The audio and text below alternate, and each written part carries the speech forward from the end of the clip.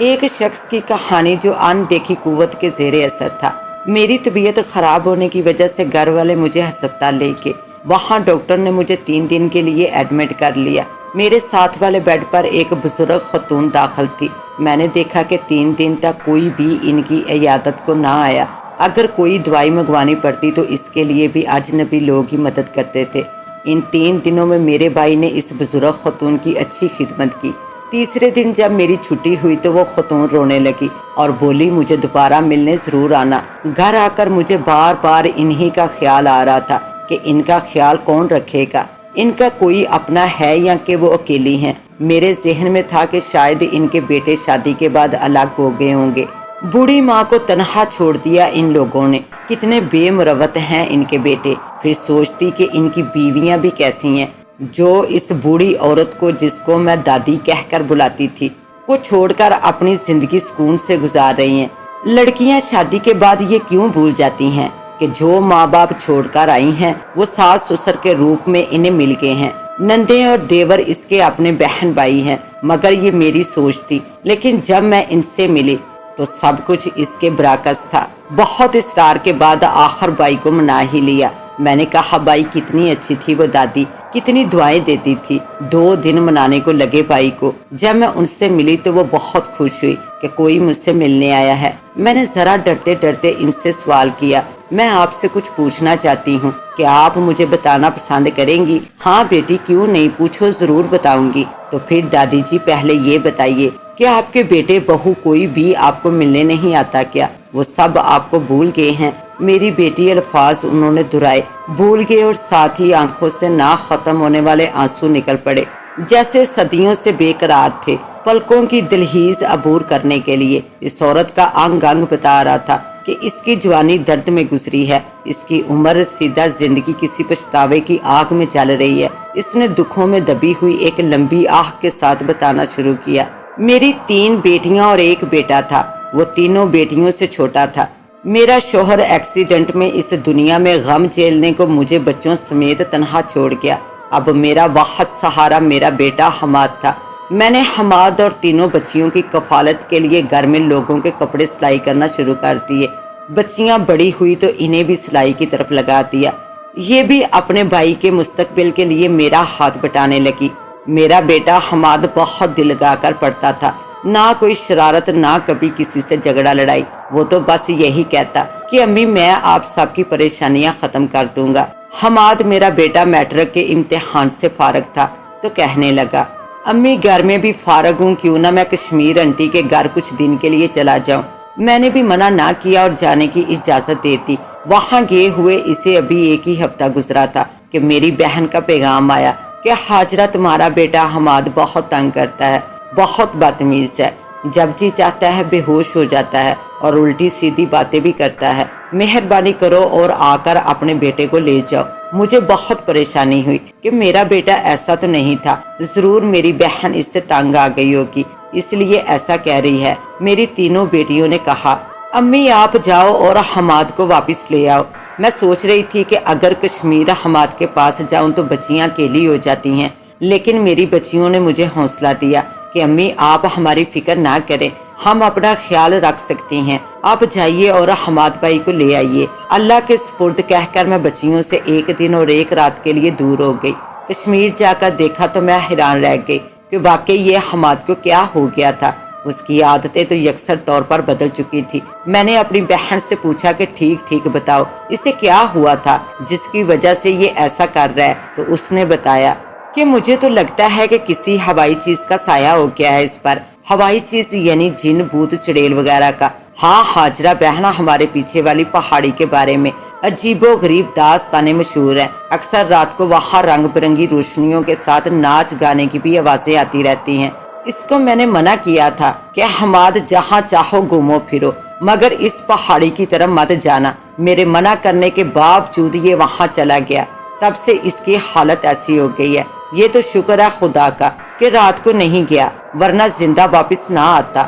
اسی حالت میں میں اپنے بیٹے کو لے کر گھر آ گئی۔ یہاں آ کر بھی اس کو بے ہوشی کے دورے پڑنے لگے۔ آج پھر حماد کو دورہ پڑا تو ہمسائی عورت جو میرے پاس بیٹھی ہوئی تھی وہ بولی بہن تمہارا بیٹا بھی لڑکیوں کی طرح ڈرامے کرنے لگا ہے، اکثر شادی سے پہلے لڑکیوں کو جن بھوت کے دورے پڑتے تھے، یہ سننے میں آیا ہے، مگر کسی لڑکے کو بھی یہ شے ہو سکتی ہے کیا؟ ہاجرہ بہن کہیں تمہارا بیٹا بھی تو کسی لڑکی کو دل تو نہیں دے بیٹھا؟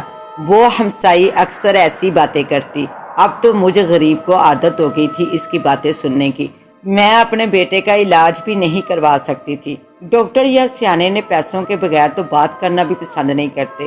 گھر کے چھوٹے موٹے اخراجاتی ہمارے لیے بہت بھاری تھے، بجلی گیس کا بل یہ تو خدا کا شکر تھا کہ سر چھپانے کے لیے چھوٹا سا گھر اپنا تھا، صحن بھی چھوٹا سا تھا جس میں صرف ایک دو چارپائی بچھتی۔ اس تنگ دستی میں حماد کی بیماری پریشانی کا باعث بنی ہوئی تھی۔ حماد پر جب کبھی دورہ پڑتا وہ کبھی بال نوچتا، کبھی موٹی موٹی آنکھیں نکالتا۔ اصل میں حماد کی آنکھیں چھوٹی تھی، لیکن جب دورے کی حالت میں ہوتا تو آنکھیں موٹی اور اتنی سرخ ہو جاتی کہ دیکھنے والا گھبرا جاتا۔ میری چھوٹی بیٹی فریحہ ہر وقت دن رات بائی کے ساتھ رہتی اور اس کی صحت کی دعائیں کرتی۔ ویسے تو تینوں بہنیں بائی پر جان نشاور کرتی تھی، مگر فریحہ پہلے بھی بائی کے ساتھ سہیلیوں کی طرح ہر بات شیئر کرتی تھی۔ دونوں بہن بھائیوں میں بہت پیار تھا، مگر حماد اب فریحہ سے کم ہی بات کرتا تھا۔ مگر فریحہ کو معلوم تھا کہ بائی ٹھیک نہیں ہے، اس لیے وہ ہر لمحہ بائی کے ہی پاس رہتی۔ کئی بار حماد نے اس کو ڈرایا بھی تھا، لیکن بہنیں کبھی بھی بھائیوں کو تکلیف میں نہیں چھوڑتی۔ میں ماں ہونے کے ناطے کئی بار ہاتھ جوڑتی، دیکھو حماد بیٹا، لوگ باتیں کرتے ہیں کہ ماں کو سہارا دینے کی بجائے بیٹا خود ہی سہارے پہ جینا چاہتا ہے، یا کبھی اس ندیدہ روح کو مخاطب کر کے کہتی، میری بوڑھی کی بات مانو تو تم جو کوئی بھی ہو چلی جاؤ، میرا ایک ہی بیٹا ہے، اس کو مت تنگ کرو، خدا کے لیے اسے چھوڑ دو۔ اس کے بعد ایک زوردار تھپڑ میرے منہ پر لگتا اور میں لڑکھڑاتی ہوئی دور ہو جاتی، اور پھر ایک ڈرونی یا کبھی خوبصورت آواز میں بھی بولتا، تم کون ہوتی ہو مجھے اس سے دور کرنے والی؟ جو کوئی بھی میرے اور حماد کے درمیان جدائی کا سبب بنے گا میں اس کو ختم کر دوں گی۔ ایک دن حماد اسکول سے واپس آ رہا تھا کہ راستے میں ہی گر پڑا۔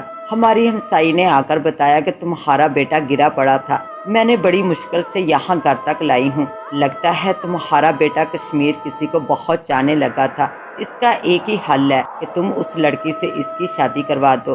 میں پہلے بھی تمہیں کہہ چکی ہوں، تم اس کو پڑھا کر کیا کرو گی؟ اب یہ تیرے ہاتھ سے گیا۔ یہ باتیں سن سن کر میں پتھر ہو چکی تھی۔ مسلسل 6 ماہ سے میرا بیٹا کسی غیبی چیز کی گرفت میں چور ہو رہا تھا۔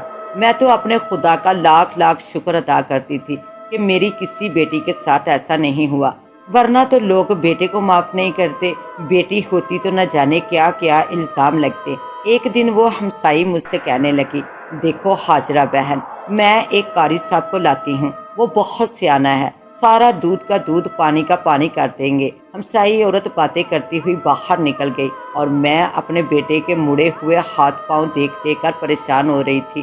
تھوڑی دیر کے بعد ہمسائی عورت ایک معزز آدمی کے ساتھ اندر داخل ہوئی۔ آئیے آئیے قاری صاحب۔ میں نے نظر اٹھا کر دیکھا تو ایک درد بھری آہ کے ساتھ آنکھیں بند کرتے ہوئے سارا کرب اندر دبا دیا اور قاری صاحب کو حماد کے پاس رکھی ہوئی کرسی پر بٹھا دیا۔ قاری صاحب حماد کی طرف بڑے غور سے دیکھتے ہوئے کچھ منہ میں پڑنے لگے۔ جیسے جیسے قاری صاحب حماد پر پھونکنے لگتے ویسے ویسے حماد کی تکلیف میں اضافہ ہوتا جا رہا تھا۔ قاری صاحب نے حماد کے بالوں کو مضبوطی کے ساتھ پکڑ رکھا تھا اور میرا دل زور زور سے دھڑک رہا تھا۔ نہ جانے اب میرے بیٹے کے ساتھ کیا ہوگا۔ کچھ نہیں ہوتا بہن، پریشان نہ ہو، میں ابھی اس کو ٹھیک کر دیتا ہوں۔ یہ ہوائی چیزیں اتنی جلدی نہ بولتی ہیں اور نہ قابو میں آتی ہیں۔ ابھی قاری صاحب بول ہی رہے تھے کہ حماد ایک جھٹکے کے ساتھ اٹھ بیٹھا اور نسوانی آواز میں بولنے لگا، او قاری، تیرا علم میرا کچھ نہیں بگاڑ سکتا، جاؤ چلے جاؤ، مجھے قابو نہیں کر سکتے، یہ تیرے بس میں نہیں، اور حماد سے کوئی بھی مجھے جدا نہیں کر سکتا۔ اگر ایسا کرنے کی کسی نے کوشش کی تو بہت نقصان ہوگا۔ میں اپنا خاندان اس کے لیے چھوڑ آئی ہوں، اب اس کو نہیں چھوڑوں گی۔ تم اس طرح نہیں مانو گی۔ جیسے ہی قاری صاحب نے ڈنڈا ہاتھ میں پکڑا، حماد کی آنکھیں ایسے گمی جیسے چابی کے ساتھ کسی کھلونے کو گھمایا جائے۔ حماد کی سرخ سرخ آنکھیں ڈنڈے پر جا ٹکی اور ڈنڈا قاری صاحب کے ہاتھ سے نکل کر ہوا میں لہرانے لگا اور ساتھ ہی قاری صاحب پر ڈنڈے کی چوٹیں لگنے لگی۔ कारी साहब तो पाँव सर पर रख कर भाग गए। साथ ही हमसाई औरत ये सारा माजरा देखकर हैरान रह गई। वो भी जल्दी से उठी, मगर इससे पहले हमाद की उंगली हरकत में आ चुकी थी और वो हमसाई औरत ऊपर को उठी और अपने घर के सहन में जा गिरी। इस दिन के बाद कभी हमसाई औरत ने हमाद के खिलाफ बात ना की और ना ही मेरे घर का रुख किया। कभी कभी ऐसा भी होता था कि हमाद को अगर किसी चीज़ की ज़रूरत होती तो वो इसके पास पड़ी होती। अगर घर में खाने पकाने को कुछ ना होता तो हमाद किचन में जाता और फिर वापस आकर कहता, जाओ जो जी चाहता है वो पकाओ। तो मैं बहुत हैरान होती और साथ खुशी भी होती कि पैसे खर्च किए बगैर हर चीज़ मुझे मैसर हो जाती है। बस फिर मुझे गरीब बेबस औरत की आंखों पे लालच की पट्टी बंध गई और मैंने जानबूझकर अपने बेटे का इलाज ना करवाया, क्योंकि जो चीज़ें हमें बगैर परेशानी के मिल रही थी वो छूट जाएंगी। पहले हमारे घर में कई कई दिन फाके रहते थे और अब हमारे घर में खाने को सब कुछ मिल रहा था। मैं इस सहूलत को गंवाना नहीं चाहती थी। अब तो हमाद को भी बहुत कम दौरे पड़ते थे, कभी कभी शरारत कर दिया करता था और हम कुछ देर के लिए परेशान हो जाते थे, फिर सब कुछ ठीक हो जाता था। अब सिर्फ इसकी शरारतें बाकी रह गई थी। मैंने भी अब इस पर तवज्जो देना छोड़ दी थी, क्योंकि वो बाकायदगी के साथ पढ़ाई भी करता था। अगर हम कहते कि हमाद आज खाने को कुछ नहीं है तो फौरन हर चीज़ मौजूद होती थी। अब मेरा ख्याल था कि जो कोई भी है हमाद के साथ वो इसको नुकसान नहीं पहुंचाएगी, और यही मैंने गलती की थी। हमाद और फ्रिया दोनों पढ़ते थे, इसलिए दोनों इकट्ठे ही रहते थे। रात को मुतालिया करते और इसी कमरे में सो जाते। फरीहा अपने भाई को तनहा ना छोड़ती थी, वो रात को इसके साथ ही उसके कमरे में सोती थी। आज रात को भी दोनों बहन भाई पढ़ते पढ़ते सो गए थे। हमाद भी फरीहा के बगैर नहीं सोता था। अगर फरीहा हमारे साथ सोती तो वो इसे उठा देता। बचपन से दोनों इकट्ठे रहते थे। उस रात को भी इकट्ठे सोए थे, मगर उस रोज़ा हमाद ने आधी रात को उठकर अलमारी से फरीहा के सारे कपड़े निकालकर फाड़ दिए, कुछ कपड़े बखेर दिए। टूथ पेस्ट क्रीम जो हमाद ने फरीहा को लाकर दी थी सारे कमरे में फैला दी। फरीहा एकदम डर गई, क्योंकि घर छोटा होने की वजह से फरीहा को ज़्यादा आवाज़ें देने की ज़रूरत महसूस न हुई। मैं भागती हुई फरीहा और हमाद के पास पहुंची तो देखा कि फरीहा घोड़ा बनी हुई है और हमाद इसके ऊपर बैठा हुआ है। ये देखकर मैं परेशान तो हुई, मगर हिम्मत करके आगे बढ़ी। हमाद मेरे प्यारे बेटे, ये तुम क्या कर रहे हो? मेरा बेटा हमाद तो बहुत अच्छा है, बहुत प्यारा है, नीचे उतरो, इस सुबह तुम्हारे लिए घोड़ा बनेगी। अब रात है, अपनी माँ की बात मान लो। मुझे पता था कि सख्ती नुकसान का बाइस बनेगी, इसलिए जितनी भी तारीफ हो सके करूँ तो हमाद बात मान जाएगा। चनाचा मैंने भी ऐसे ही हाथ जोड़े, पाँव पकड़े, बड़ी मुश्किल से फरीहा की जान छूटी तो फरीहा की सांसें बहाल हुई। फरीहा इतनी डर गई कि वो 5 साल तक दिन को सोती और बाकी की रात सारी जाके काटती, क्योंकि हमाद इसके बगैर सोता भी नहीं था। क्योंकि अक्सर हमाद रात को ही कुछ ना कुछ गलत करता। बाहर अगर कोई तंग करे तो उसी वक्त सबक सिखा देता, मगर घर में पहले तो किसी को ना छेड़ता। अगर किसी से कोई गलती हो जाए तो फिर बात ज़रूरी थी। इस बात का शुक्र है कि वो नुकसान कम पहुंचाता था। हाँ, शरारतें ज़रूर करता था। स्कूल में भी इसके क्लास फेलो इसकी शरारतों से हैरान हो जाया करते थे। एक दफ़ा लड़कों ने शिकायत लगाई कि हमाद के ग्रुप के लड़के शरारतें बहुत करते हैं, हर किसी को तंग भी करते हैं। उस्ताद तक जब ये बात पहुंची तो उस्ताद साहब ने हमाद के ग्रुप के सारे लड़कों को सजा दी और साथ ही 10-10 डंडे भी मारने शुरू किए। सब लड़कों को डंडे लगे। फिर मास्टर साहब हमाद के पास आए और बोले, तुम लायक फाइक स्टूडेंट होकर नालायक लड़कों वाली हरकतें क्यों करते हो? ये समझते हुए कि तुम लायक को उस्ताद कुछ नहीं कहेगा। जिस तरह कानून सबके लिए एक जैसा है, इसी तरह उस्ताद की नज़र में शागिर्द बराबर होते हैं। चलो हाथ आगे करो, तुम्हें भी डंडे लगेंगे। हमाद ने खामोशी के साथ हाथ बढ़ा दिया। मास्टर साहब डंडा हवा में लहराकर नीचे हमाद की तरफ लाए, मगर ये क्या, डंडा इतना वजनी हो गया कि मास्टर जी के हाथ से छूटकर नीचे फर्श पर जा गिरा। दूसरी बार भी ऐसा ही हुआ, और जब तीसरी बार भी ऐसा ही हुआ तो मास्टर साहब गिरा हुआ डंडा उठाने के लिए झुके तो फिर रकू की हालत में रह गए। एकदम मास्टर जी के मुंह से निकला, हाय मेरी कमर, नीचे उतरो। मैं कहता हूँ नीचे उतरो, मैं तुमको छोड़ूंगा नहीं। मास्टर जी की आवाज़ सुनकर बाकी के उस्ताद भी इसके कमरे की तरफ आ गए। کیا بات ہے ماسٹر طالب، یار اس حماد کو میری کمر سے نیچے اتارو، کتنا گستاخ خابر بدتمیز شاگرد ہے۔ میں ڈنڈا اٹھانے کے لیے نیچے ہوا تو یہ میرے اوپر چڑھ کر بیٹھ گیا، اب میں سیدھا بھی نہیں ہو سکتا، لگتا ہے جیسے کوئی ہزاروں کا وزن لاد دیا گیا ہو مجھ پر۔ یہ سن کر دوسرے ماسٹرز کو بھی بڑا تعجب ہوا اور وہ بولے، یار کیوں بچوں کے سامنے مذاق بنا رہے ہو، سیدھے ہو جاؤ۔ حماد تو اپنی جگہ پر کھڑا ہوا ہے، تم سارے ماسٹرز لگتا ہے اندھے ہو گئے ہو یا پھر حماد کی حمایت کر رہے ہو۔ ماسٹر طالب نے ہار مانتے ہوئے کہا، یا ٹھیک ہے میں حماد کو سزا نہیں دوں گا، لیکن اسے کہو کہ یہ نیچے تو اترے۔ اتنے میں حماد بول پڑا، ماسٹر جی میں تو اپنی جگہ پر کھڑا ہوں، آپ سیدھے ہونے کی کوشش تو کریں۔ اتنا کہنا تھا کہ ماسٹر صاحب سیدھے ہو کر کھڑے ہو گئے۔ ماسٹر طالب غصے کو ضبط کرتے ہوئے باہر نکل گئے اور حماد ماسٹر کو دیکھ کر دھیرے سے مسکرا دیا۔ اس واقعے کے بعد ماسٹر طالب حماد سے کترانے لگے اور دوسرے ماسٹرز کو بھی یہ کہنے لگے، یار اس بچے میں کوئی اور طاقت بھی ہے، ورنہ یہ 14-15 سال کا بچہ۔ او ہو یار یہ تیرا وہم ہے، ویسے ہی کبھی کبھی کمر سے اچانک درد نکل آتا ہے کہ انسان کو بہت تکلیف ہوتی ہے اور پھر رکوع کی حالت میں چلنا پڑتا ہے، اور پھر جب تک اس کا علاج نہ کرواؤ تو یقیناً تمہارے ساتھ بھی ایسا ہی ہوا ہوگا۔ ماسٹر طالب نے پھر وضاحت کی، یار تم میرا وہم کیوں سمجھتے ہو، میں نے خود دیکھا ہے کہ وہ میری پیٹھ پر بیٹھ گیا تھا اور تم کہتے ہو کہ وہ اپنی جگہ پہ کھڑا تھا۔ تم سب مانو یا نہ مانو کوئی بات ضرور ہے، اب حماد کی زندگی ایک داستان بن گئی تھی، ہر روز ایک نئی کہانی یا کوئی نیا واقعہ پیش آتا تھا۔ ان واقعات میں سے ایک یہ بھی تھا کہ ایک روز حماد کے اسکول میں لڑکوں کا میچ تھا اور وہ حسب معمول گھر لیٹ آیا۔ اس وقت گھر میں مہمان آئے ہوئے تھے، میری بڑی بیٹی کا رشتہ لے کر۔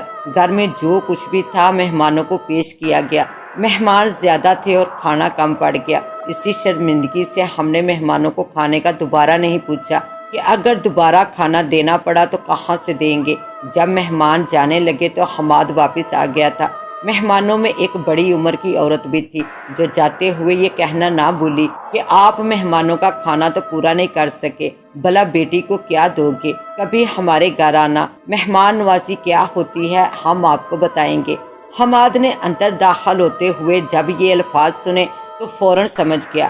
حماد جلدی سے بولا، انٹی ہم بھی آ کر دیکھ لیں گے کہ آپ کتنے مہمان نواز ہیں، اگر آپ میں دم ہے تو ہمیں ضرور بلانا۔ جب مہمان چلے گئے تو میں نے حماد سے کہا، بیٹا گھر آئے ہوئے مہمانوں کے ساتھ ایسی باتیں نہیں کرتے، سوری امی یہ ہماری انسلٹ ہے کہ وہ ہمارے گھر ہمیں ہی باتیں کر کے چلے جائیں، مانا کہ ہم غریب ہیں، مگر امی ہم غریب لوگ دل کے غریب نہیں ہوتے، یہ امیر لوگ صرف بینک بیلنس اور جیبوں کے امیر ہوتے ہیں، یہ دل کے تو نہایت ہی غریب ہوتے ہیں۔ اگر ان سے کہا جائے کہ کسی غریب کی بیٹی کی شادی کروا دے، کسی یتیم کے سر پر ہاتھ رکھ دے، کسی محتاج کا سہارا بن جائیں تو پھر بات سوچنے پہ آ جاتی ہے، سوچیں گے کیونکہ ہماری ضرورتیں بہت ہیں، کچھ کریں گے ایسے الفاظوں سے ٹال دیتے ہیں، اور اگر کہیں ناچ گانے فیشن شاپنگ یا کسی شادی میں خرچ کرنا پڑے تو دل کھول کر اپنا پیسہ لٹا دیں گے، کہیں گے ہماری ناک نہیں رہتی، اگر ہم ایسا نہ کرتے تو عزت میں کمی آئے گی۔ جمعے کے دن میں اور حماد ان کے گھر گئے تو ان کے ملازم نے ہمیں الگ کمرے میں بٹھا دیا۔ کمرہ بہت خوبصورتی کے ساتھ سجا ہوا تھا جس کو میں بہت غور سے دیکھ رہی تھی اور یہ دیکھ کر حیران ہو گئی کہ حماد اپنی جگہ پہ بیٹھا ہوا ہے مگر کمرے کی ہر چیز بے ترتیب ہوتی جا رہی تھی۔ اور پھر جب وہی عورت جس نے ہمیں طنز کیا تھا اندر داخل ہوتے ہی بکھری ہوئی چیزیں دیکھی تو یہ بھول ہی گئی کہ اس کا پاؤں راستے میں الٹے پڑے گلدان سے ٹکرائے گا۔ جیسے ہی پاؤں گلدان سے ٹکرایا تو ہائے کی آواز کے ساتھ ہی وہ اوندے منہ لڑکھڑاتی ہوئی ہمارے پاس آ گری۔ مجھے بہت شرمندگی ہوئی کہ ہماری موجودگی میں بیچاری بری طرح گری ہے۔ حماد نے جلدی سے آگے بڑھ کر اسے اٹھانا چاہا مگر وہ خود ہی اٹھ گئی تھی۔ سوری بہن کیا حال ہے؟ انٹی ہم تو ٹھیک ہے مگر آپ شاید ٹھیک نہیں۔ سب ٹھیک ہے بیٹا، پتہ نہیں یہ کمرے کی چیزیں اتنی بے ترتیب کیسے ہو گئی۔ انٹی جی چھوڑیے ہم ایسے ہی بیٹھ جائیں گے، پچھلے جمعے کو آپ ہمارے مہمان تھے، اس جمعے کو میزبانی کا شرف آپ کو بخشا ہے۔ جی جی کیوں نہیں، بیٹھیے، ہمارے گھر میں آپ کو کمی نہیں ہوگی۔ تنزیہ بات آخر انٹی نے کاری دی، کوئی بات نہیں ابھی پتہ چل جائے گا۔ حماد دھیرے سے دل میں مسکرایا، تھوڑی دیر کے بعد آنٹی جی کے شوہر اندر تشریف لائے۔ جیسے ہی حماد کے سامنے ہاتھ بڑھایا سلام کے لیے، چکرا کر نیچے گر کے پیچھے سے آتی ہوئی ان کی بیٹی جس کے ہاتھ میں مشروب کی ٹرالی تھی، باپ کے گرتے ہی ان کی ٹانگ ٹرالی سے جا لگی، ساتھ ہی مشروب والی ٹرالی الٹ گئی اور لڑکی ٹرالی کو سنبھالتے ہوئے خود بھی زمین پر جا پڑی۔ کمرے میں بچھی ہوئی قالین پانی کی وجہ سے خراب ہو گئی۔ کیا بات ہے انکل؟ حماد نے جلدی سے اٹھتے ہوئے پوچھا۔ کچھ نہیں بیٹا، ایسے چکر آ گیا تھا، اس سے پہلے ایسا کبھی نہیں ہوا، چکر تو بہت آئیں گے ابھی، آگے دیکھو کیا ہوتا ہے۔ حماد اپنی ہنسی چھپاتے ہوئے بولا، انکل آپ اپنے مہمانوں کا استقبال ایسے کرتے ہیں؟ کیا خوب انداز ہے آپ کا، اس سے پہلے میں نے ایسا استقبال نہیں دیکھا۔ میں تو سمجھ گئی تھی یہ ساری خرابیاں حماد کی ہی پیدا کی ہوئی ہیں، میں اس کو منع بھی نہیں کر سکتی تھی، کیونکہ گھر سے آتے ہوئے اس نے کہا تھا کہ مجھے آپ نے نہ روکنا ہے اور نہ ہی ٹوکنا ہے۔ میں خود بھی حیران تھی کہ حماد میرے پاس بیٹھا ہوا ہے لیکن کچن میں ہر نظام خراب ہو رہا ہے، سارا سالن گر گیا، فریج سے ہر چیز غائب، ٹھنڈا پانی بھی گرم ہو گیا، سارے گھر میں ہلچل مچی ہوئی تھی۔ یہ ساری معلومات حماد مجھے کمرے میں بیٹھے بیٹھے بتاتا جا رہا تھا۔ جتنی روٹیاں پکتی تھی ساری غائب ہو جاتی تھی۔ تنگ آ کر انہوں نے چاول بنا لیے اور جلدی جلدی برتنوں میں ڈال کر پیش کر دیے تاکہ اب پھر کوئی گڑبڑ نہ ہو جائے، اور کچھ پریشانی اور سکون کے ساتھ آنٹی جی ہمارے پاس آ کر بیٹھ گئی۔ حماد نے میری طرف دیکھتے ہوئے برتنوں کی طرف اشارہ کیا کہ یہ بھی خالی ہیں، آئیے نا آنٹی جی ہمارے ساتھ۔ نہیں آپ لوگ کھائیں، یہ آپ کے لیے ہی بنایا ہے۔ ٹھیک ہے، ہمارے لیے بنایا ہے تو ہمیں ہی کھانا چاہیے، کچھ خاص ہی ہوگا۔ حماد نے جیسے ہی برتنوں سے ڈھکن اتارنے شروع کیے تو وہ سارے برتن خالی تھے۔ پاس بیٹھی ہوئی میزبان عورت پھٹی پھٹی نظروں سے دیکھتی رہ گئی۔ کیا بات ہے آنٹی جی، کبھی مہمان نہیں آئے آپ کے گھر میں؟ پہلے باری باری سب نے کلا بازیاں کھائی اور پھر آٹا روٹیاں ختم، کبھی سالن گرتا تھا اور کبھی نمک تیز۔ 3-4 گھنٹے سے بھوکے پیاسے بٹھایا ہوا ہے آپ نے، اللہ اللہ کر کے اگر کچھ لائے ہیں تو وہ بھی خالی برتن۔ کیا خوب مہمان نوازی کرتے ہیں آپ۔ آنٹی جی تو مارے شرمندگی کے پانی پانی ہو رہی تھی، سارے گھر والے حیران و پریشان تھے۔ یہ پر اسرار واقعات پہلے کبھی نہ ہوئے تھے، یہ آج کیا ہو رہا ہے؟ آنٹی جی نے حماد سے پوچھا، تمہیں کیسے پتا ہے کہ ہمارے ساتھ کیا ہو رہا ہے؟ تم تو کمرے میں بیٹھے ہوئے تھے، پھر کچن فریج گھر کے سارے نظام خرابی تمہارے علم میں کیسے آ گئی؟ آنٹی جی حیران ہونے کی ضرورت نہیں، ادھر کمرے میں بھوکے پیٹ بیٹھنے سے بہتر ہے کہ اٹھ کر چہل قدمی ہی کر لو۔ تھوڑی تھوڑی دیر کے بعد باہر کا بھی جائزہ لیتا تھا، مجھے شک ہوا تھا کہ کوئی گڑبڑ ضرور ہے، لیکن ابھی یقین ہو گیا کہ آپ ہمیں بیوقوف بنانا چاہتی ہیں۔ ہمیں پہلے ہی معلوم تھا کہ امیر لوگ بہت کنجوس ہوتے ہیں، خالی برتنوں سے بہلانے کی بجائے صاف کہہ دیتے کہ آپ چلے جائیے، ہمارے پاس آپ کو دینے کے لیے کچھ نہیں، تو ہم شکوہ نہ کریں، مگر گھر آئے مہمان کے آگے خالی برتن رکھ کر اس کی انسلٹ کرنا تو کوئی آپ سے سیکھے۔ آنٹی جی آپ تو بہت دعوے کرتی تھی، آج کیا ہوا؟ کدھر گئی وہ باتیں جو ہمارے گھر سے آتے ہوئے ہم سے کی تھی؟ ہم نے تو آپ کو بھوکا الوداع نہیں کیا تھا۔ گھر والوں کی حالت دیکھتے ہوئے میں نے حماد سے کہا، بیٹا چلو چلتے ہیں۔ پہلے تو اس نے انکار کیا، پھر میرے اصرار پر راضی ہو گیا۔ ٹھیک ہے امی، آپ میرے سامنے ہاتھ نہ جوڑیے۔ میرے جڑے ہوئے ہاتھوں کو دیکھتے ہوئے حماد نے کہا، امی ابھی ان کو اور سبق سکھانا تھا تاکہ کسی غریب پر دوبارہ طنز کے تیر نہ چھوڑے، بس بیٹا کافی ہو گیا۔ چلتے چلتے حماد نے بھی آنٹی جی کے دکھتے دل کو اور دکھا دیا، یہ کہہ کر کہ اوف آنٹی جی، ابھی سے آپ ایسے ہو، بھوکے پیٹ گھر سے رخصت کر رہے ہو، جب ہماری بہن آئے گی تو کیا ہوگا؟ ہم تو ایسے بے ڈنگ کنجوس لوگوں کو اپنی بہن ہرگز نہیں دینے والے۔ وہ عورت خاموشی سے حماد کا منہ تکتی رہ گئی اور ہم دونوں ماں بیٹا ان کے گھر سے باہر نکل آئے، اور وہ ہمیں روک بھی نہ سکے کیونکہ جو کام بھی سیدھا کرتے وہ الٹ ہو جاتا تھا، کچھ بھی تو ٹھیک نہیں ہو رہا تھا۔ اس طرح دن مہینے گزرتے رہے۔ حماد نے ایف اے بھی کر لیا تھا، میری 2 بیٹیوں کی شادی بھی بہت اچھے طریقے سے ہو گئی تھی، یہ سب کچھ حماد نے ہی کیا تھا۔ جہیز میں بھی ہر چیز بہنوں کو دی تھی، اندھے کو کیا چاہیے 2 آنکھیں۔ بس میں بہت خوش تھی کہ میرے بیٹے کے ساتھ جو چڑیل ہے وہ بہت اچھی ہے اور ہر طرح کا خیال رکھتی ہے۔ اگر مجھے کوئی کہتا کہ اپنے بیٹے کا علاج کرواؤ، اس کے ساتھ جو ہوائی چیز ہے کسی موڑ پر یہ نقصان نہ کر جائے تو میں اس کے ساتھ جھگڑتی تھی۔ خبردار کسی نے میرے بیٹے کا نام لیا تو میرا بیٹا بالکل ٹھیک ہے، میں اس کا علاج کیوں کرواؤں؟ میں ڈرتی تھی کہ اگر اس کا علاج ہوا اور وہ چیز چلی گئی تو کون کرے گا میرے گھر کی ضرورتیں پوری؟ اسی لالچ نے مجھ سے میرا بیٹا لے لیا۔ یہ بتاتے ہوئے وہ بزرگ خاتون اتنا روئی کہ ایسا معلوم ہوتا تھا آج آخری بار روئے گی یا اس کی روح پرواز کر جائے گی۔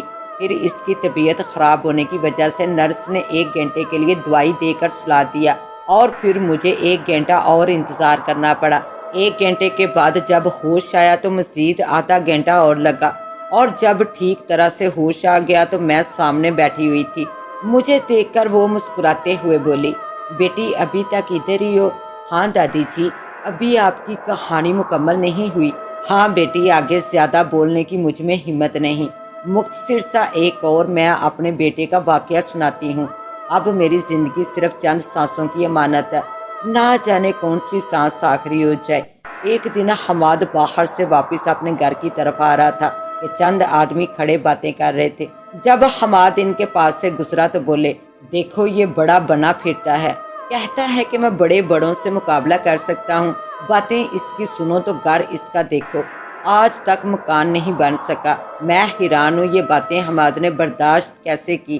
گھر آیا تو آنکھیں سجی ہوئی تھی، اتنی سرخ تھی جیسے خون کر کے آ رہا ہو۔ آتے ہی بولا، میں نے پہلے اس بارے میں سوچا نہیں، لیکن امی اب میں نے سوچ لیا ہے کہ اپنے علاقے کی سب سے بڑی کوٹھی ہماری ہوگی۔ ٹھیک 10 دن کے بعد کافی دیر تک غصے میں لال اپنے آپ سے باتیں کرتا رہا، جیسے کوئی اور بھی شامل ہو اس کی گفتگو میں۔ پھر جب کمرے سے باہر آیا تو بالکل نارمل تھا، جیسے کبھی پہلے ہوا کرتا تھا، اور میرے پاس بیٹھا، پھر اٹھ کر کمرے میں چلا گیا اور پھر اس انداز میں باہر آیا کہ جیسے کسی کو الوداع کر رہا ہو۔ اور واقعی میں اس نے اپنی چڑیل کو الوداع کیا تھا سیٹھ زمان کی کوٹھی میں۔ سیٹھ زمان ہمارے علاقے کا سب سے بڑا امیر تھا اور کام اس کا تھا کالا دھندا۔ ناجائز دولت سے اس نے 3 کوٹھیاں بنوائی ہوئی تھی، ایک میں خود رہتا تھا اور باقی 2 کو کبھی کبھی استعمال میں لاتا تھا۔ سیٹھ زمان کی ایک ہی بیٹی تھی۔ حماد کی چڑیل اس کے اندر داخل ہو گئی اور اس لڑکی کے ساتھ گھر والوں کو بھی تنگ کرنے لگی۔ سیٹھ اپنی بیٹی کو بڑے سے بڑے ڈاکٹر کے پاس لے جاتا مگر کوئی بیماری نہ ہوتی۔ اس کی بیٹی پاگلوں کی حرکتیں کرتی تھی، کبھی کہتی بابا یہ گھر چھوڑ دو ورنہ وہ مجھے مار دے گی۔ سیٹھ زمان بہت پریشان ہوتا، بیٹی تم کو کوئی نہیں مارے گا، ہم تمہارے ساتھ ہیں۔ اس لڑکی کو بھی دورے پڑتے تھے اور اس کے ہاتھ پاؤں بھی مڑ جاتے تھے۔ ماں باپ اس کی حالت سے بہت پریشان ہوئے۔ اسی رات کو سیٹھ زمان کی بیوی پانی پینے کے لیے اٹھی تو چیختی ہوئی اپنے شوہر کو جگانے لگی۔ شوہر صاحب ہڑبڑا کر اٹھ بیٹھے، کیا بات ہے بیگم؟ وہ دیکھو سامنے 100 فٹ لمبا انسان کھڑا ہے، وہ ہمیں مارنا چاہتا ہے۔ سیٹھ صاحب نے لائٹ آن کی تو کچھ بھی نہیں تھا۔ سو جاؤ بیگم، یہ تمہارا وہم ہے، ورنہ ایسی کوئی بات نہیں۔ جی یہ میرا وہم نہیں ہے، کل نوکر ڈر گئے تھے اور آج میں۔ پھر ہماری بیٹی کی طبیعت بھی خراب ہو رہی ہے، دن پر دن مجھے لگتا ہے کہیں عصیب آ چکے ہیں ہمارے گھر میں، ہمیں یہ گھر چھوڑ دینا چاہیے۔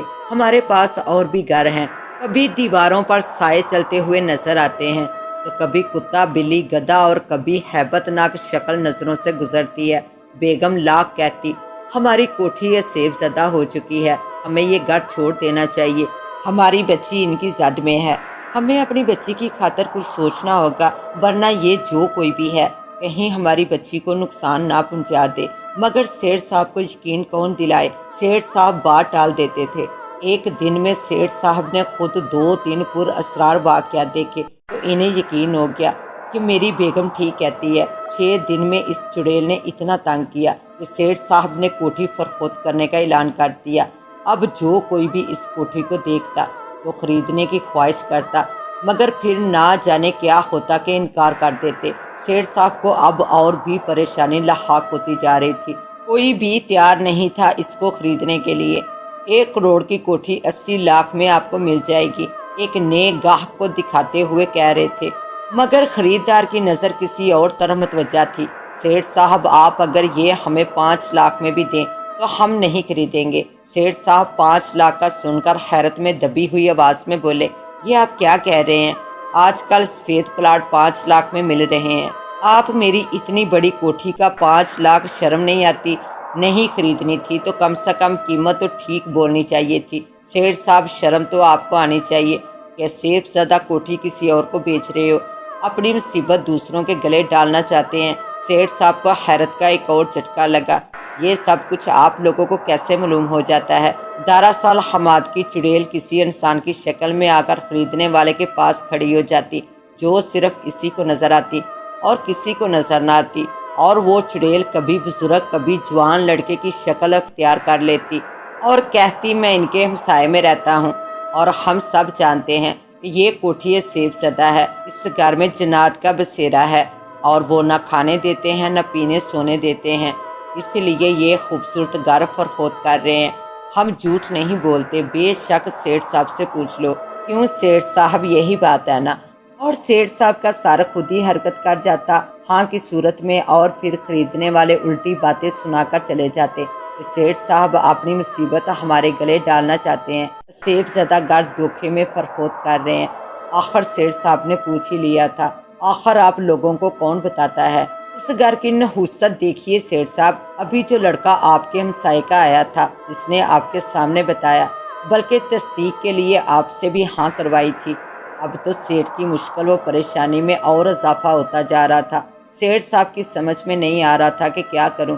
ایک دن سیٹھ صاحب کی بیٹی کی طبیعت بہت زیادہ خراب ہو گئی تو سیٹھ صاحب نے گھر چھوڑنے کا فیصلہ کر لیا، لیکن دورے کی حالت میں سیٹھ کی بیٹی نے کہا، بابا میں یہ کوٹھی بیچنا چاہتی ہوں، کیونکہ اگر ایسا نہ کیا تو یہ مجھے مار دے گی۔ نہیں بیٹی، ہم تمہیں مرنے نہیں دیں گے، تم جیسا کہو گی ہم ویسا ہی کریں گے۔ ٹھیک ہے بابا جان، آپ وکیل کو بلائیے، میں خریدار بلاتی ہوں۔ باپ جتنی دیر میں وکیل کو بلاتا، اتنی دیر میں حماد کی چڑیل 2 لڑکے اور 1 لڑکی کی صورت میں وہاں موجود تھی۔ یوں اس نے سیٹھ صاحب کے گھر سے 5 لاکھ چرا کے اسی گھر والوں کو دے کر اس کوٹھی کو خرید لیا۔ سیٹھ صاحب 5 لاکھ کی کوٹھی چلے جانے سے نہ خوش تو تھے، مگر انہیں اپنی بیٹی کی جان پیاری تھی، اور ویسے بھی ان کے پاس اور بھی بہت کچھ تھا جس کی وجہ سے کوئی خاص اثر نہ ہوا۔ مگر جب 10 دن کے بعد حماد نے یہ خوشخبری مجھے سنائی تو میں حیران ہو گئی اور خوش بھی تھی کہ اس چڑیل نے ہمیں اتنا پیارا مکان رہنے کو دیا، وہ بھی ثبوت کے ساتھ، کوئی بھی ہمیں نکال نہیں سکتا تھا۔ میرے ساتھ میری چھوٹی بیٹی فریحہ بھی بہت خوش تھی۔ اس کوٹھی میں آ کر میں نے اپنی بیٹی فریحہ کی بھی شادی کر دی۔ یوں اب میں اور حماد بھی اس اتنی بڑی کوٹھی میں رہتے تھے۔ یوں اکیلے میں میرا دل نہ لگتا تھا۔ اس تنہائی کو دور کرنے کے لیے میں نے حماد کا رشتہ دیکھنا شروع کر دیا۔ جب حماد کو پتہ چلا تو اس نے مجھے منع کر دیا کہ امی میری شادی کے بارے میں نہ سوچے، کیونکہ میں شادی نہیں کر سکتا۔ اگر آپ میری شادی کسی بھی انسانی لڑکی سے کروائیں گی تو پھر یا تو میں نہ رہوں گا یا پھر وہ لڑکی جو میری زندگی میں آئے گی۔ اس لیے یہ خیال میرے ساتھ ساتھ آپ بھی اپنے ذہن سے نکال دیں، ورنہ نقصان برداشت نہیں کر سکیں گی۔ یہ سب سن کر میں بہت پریشان ہوتی۔ میں اپنے بیٹے کو بھی کھونا نہیں چاہتی تھی اور نہ ہی یوں تنہا چھوڑ سکتی تھی۔ ہر وقت ہر قسم کے وسواسوں سے دل گھبرانے لگا تھا۔ اتنا بڑا گھر اور اکیلی میں حقیقت میں پر اسرار معلوم ہوتا تھا۔ بہت سوچ بچار کے بعد میں نے حماد سے چوری ایک لڑکی سے رشتہ طے کر دیا اور سوچا کہ خاموشی کے ساتھ حماد کو لے جا کر نکاح کروا دوں گی۔ میں نے حماد سے چوری ساری تیاریاں مکمل کی، اور جس روز حماد کے نکاح کے لیے جانا تھا اس روز ہی وہ لڑکی اچانک مر گئی۔ جیسے یہ خبر مجھے ملی تو اسی وقت حماد میرے پاس آیا اور بولا، امی میں نے آپ کو منع کیا تھا نا، لیکن آپ نے میری بات نہیں مانی۔ آج ایک غریب کی بیٹی کی موت ہو گئی۔ بڑی پریشانی ہوئی مجھے۔ بہت دیر تک یہ سوچ میرے دماغ سے نہ نکلی۔ اس واقعے کے 3-4 ماہ بعد میں نے ایک عامل سے رابطہ کیا اور اس کو ساری بات بتائی تو اس نے مجھے ایک تویز دیا اور کہا، جس لڑکی سے اب رشتہ طے کرو تو اس کے گلے میں ڈال دینا۔ چنانچہ بہت کوشش کے بعد ایک رشتہ مل گیا۔ میں نے ان لوگوں سے یہ کہا کہ ہمارے خاندان والے میرے بیٹے کی شادی نہیں ہونے دیتے، اس لیے اس کی لڑکی کی حفاظت کے لیے یہ تویز میں اپنی ہونے والی بہو کے گلے میں حفاظت کے لیے ڈالنا چاہتی ہوں۔ اگر آپ کو کوئی اعتراض نہ ہو تو۔ انہوں نے بغیر کسی احتجاج کے میری بات مان لی۔ اب یہ مسئلہ تو حل ہو گیا۔ مگر حماد کو کوئی نقصان نہ پہنچا دے، اس لیے میں نے اسی عمل سے حماد کے لیے بھی تعویذ بنوا لیا۔ اب ہمارے گھر میں عجیب عجیب حرکتیں ہونے لگی، کبھی کوئی نقصان، کبھی توڑ پھوڑ، ڈرونی آوازیں، سارا گھر خوف میں ڈوبا ہوا تھا۔ بس یہی ایک پریشانی تھی کہ حماد کی شادی بغیر کسی نقصان اور پریشانی کے اچھے طریقے سے انجام پائے۔ آخر بہت سی دعاؤں کے بعد آج شادی کا دن بھی آ گیا۔ میں ہر قدم پر اپنے رب سے دعائیں کرتی، لیکن کبھی کبھی دعائیں بے اثر بھی ہو جایا کرتی ہیں۔ آج تک صرف سکون دولت ہی مانگی، جب بھی دعا کی تو اسی کے لیے ہاتھ اٹھائے کہ اچھا گھر ہو، پیسہ ہو، وہ سب کچھ تو ملا، مگر اس کے بدلے میں میرا بہت قیمتی خزانہ گم ہو گیا۔ برات والے دن جب حماد نہانے کے لیے غسل خانے میں گیا تو کپڑوں کے ساتھ عمل کا دیا ہوا تعویذ بھی اتار کر رکھ دیا۔ بس پھر وہی چڑیل حاضر ہو گئی اور میرے بیٹے کو کہنے لگی، میں نے تم سے کہا تھا نا کہ کسی اور سے شادی نہ کرنا، مگر تم نے میری بات رد کر دی، اب میں تم کو زندہ نہیں چھوڑوں گی۔ حماد نے جلدی سے کپڑے پہنے اور باہر نکل کر مجھے آواز دی۔ میرے ساتھ مہمان بھی بھاگتے ہوئے باتھ روم کی طرف آئے۔ میں نے جب حماد کی حالت دیکھی تو سمجھ گئی۔ حماد نے میرے ساتھ آخری بات یہی کی، کاش امی آپ پہلے سوچ لیتی تو آج اس کے بعد حماد کی حالت اتنی خراب ہوئی کہ میرا بیٹا اپنی زندگی کی بازی ہار گیا اور پھر میں بری طرح چور ہو گئی۔ آج مجھے احساس ہوا کہ میں لالچی ماں تھی، میں اپنے بیٹے کی قاتل ہوں، میں نے چھینی ہے اس کی زندگی، میں نے ہی اس چڑیل سے پیچھا نہیں چھڑایا تھا، کسی پیر فقیر کے پاس نہیں لے کر گئی، میں قاتل ہوں اپنے بیٹے کی۔ رخسانہ بیٹی سب کو بتانا کہ ایک ماں نے اپنے بیٹے کی زندگی ختم کر دی، اس لیے آج میں تنہا ہوں، بیٹیاں اپنے گھروں میں مصروف ہیں، کبھی کبھی دیکھنے آ جاتی ہیں۔ مجھے اس بزرگ خاتون کی کہانی اتنی دلچسپ اور دکھی بھی لگی، مجھے اس کہانی نے الجھا دیا تھا۔ اب آپ سب کی نظروں کے سامنے ہے، آپ بتائیے گا کیسا پایا آپ نے اس کو؟ آپ کے ذہن میں کتنے سوال چھوڑے ہیں اس کہانی نے؟ میں تو سوچتی ہوں اگر کسی ڈوبتے کو تنکے کا سہارا ہی ملے تو وہ بھی گوانا نہیں چاہیے۔ اس کے ساتھ ہی اب مجھے دیں اجازت، ملتے ہیں انشاءاللہ ایک نیو کہانی کے ساتھ، تب تک کے لیے اللہ نگہبان۔